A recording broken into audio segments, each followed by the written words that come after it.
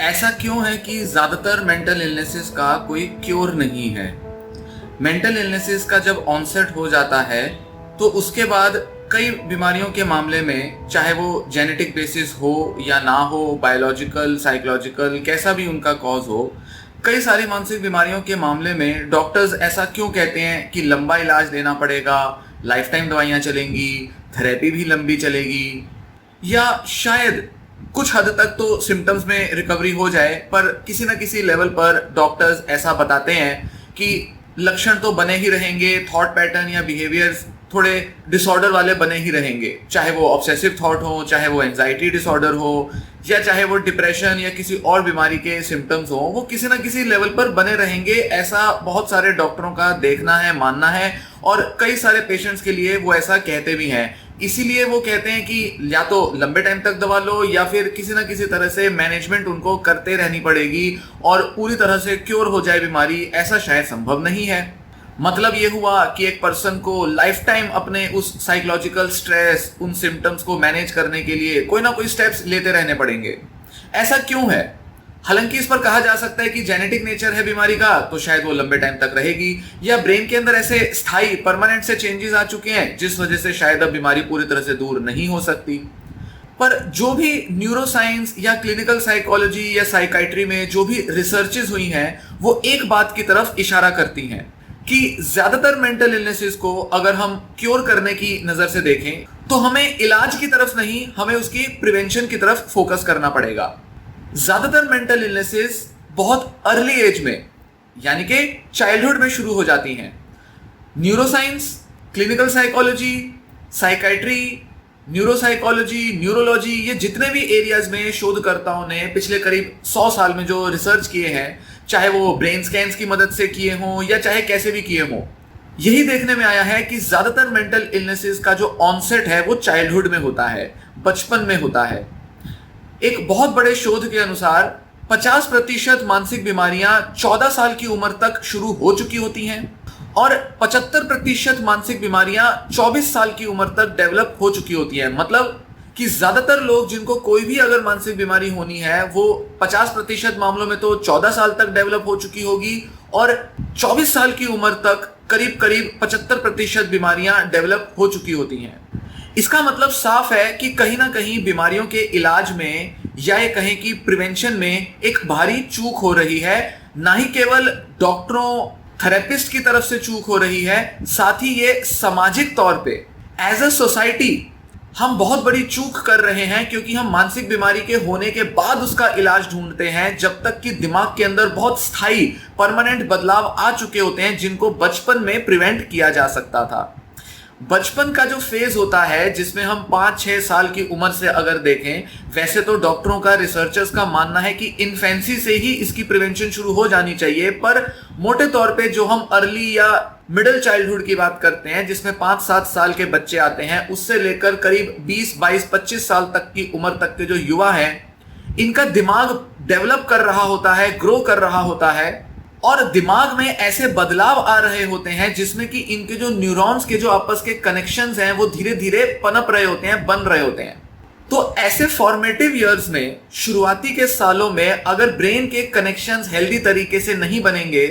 तो उनको किसी ना किसी तरह के मानसिक बीमारी के लक्षणों का सामना करना पड़ेगा, चाहे वो बचपन में ही सामना करना पड़े या चाहे थोड़ी लेट एज में उनको इन बीमारियों का सामना करना पड़े।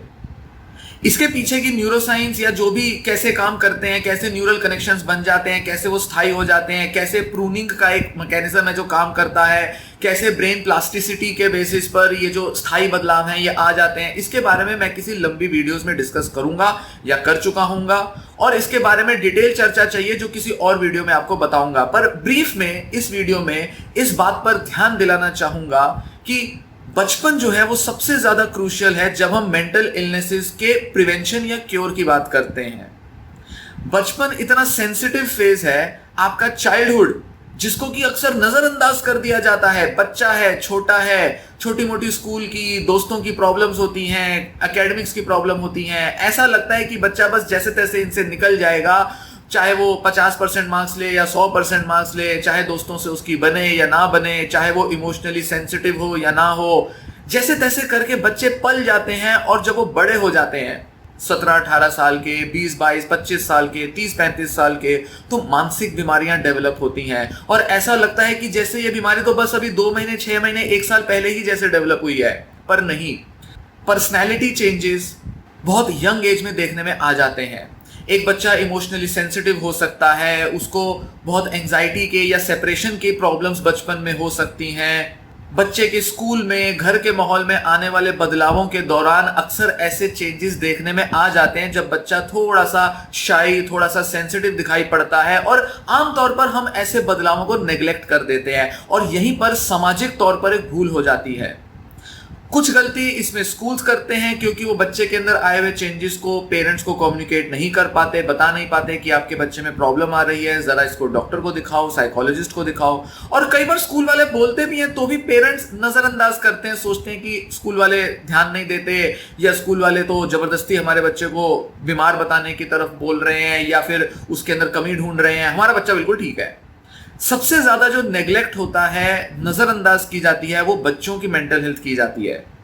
एक समाज के तौर पे बेहद जरूरी है कि हम अपने घरों में छोटे छोटे बच्चों की मेंटल हेल्थ को पहले ध्यान दें, उस पर नोटिस करें,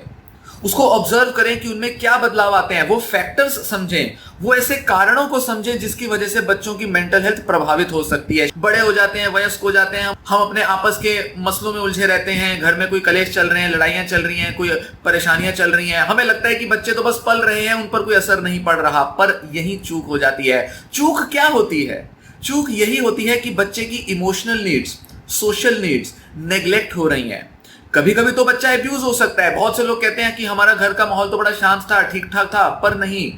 पेरेंटिंग स्टाइल कैसा है, माँ बाप ने 2 या 2 से ज्यादा बच्चों को कैसे डील किया है, हर माँ बाप के हर बच्चा अलग होता है, चाहे वो 2 भाई बहन हो, 3 हो, 4 हो, 5 हो। ज्यादा भाई बहन वाला माहौल होगा तो नेग्लेक्ट बहुत आसान हो जाता है, पर 2-3 बच्चे भी होंगे और एक बच्चा थोड़ा सा डिफिकल्ट होगा, उस पर ध्यान ज्यादा जाएगा, तो दूसरा बच्चा नेग्लेक्ट हो जाता है, या किसी भी वजह से ऐसे बदलाव आ सकते हैं। तो ये जो नेग्लेक्ट है जो बच्चों का हो रहा है, इसकी वजह से बच्चों के दिमाग में इमोशनल उनकी जो हेल्थ होती है उसमें परमानेंट चेंज आते हैं। बाहर बिहेवियर में बहुत बड़े बदलाव ना दिखे, पर इमोशनल हेल्थ बच्चे की अफेक्ट हो रही है। स्कूल में बुली हो रहा है बच्चा, कोई तंग कर रहा है उसे, या किसी भी तरीके की समस्याएं,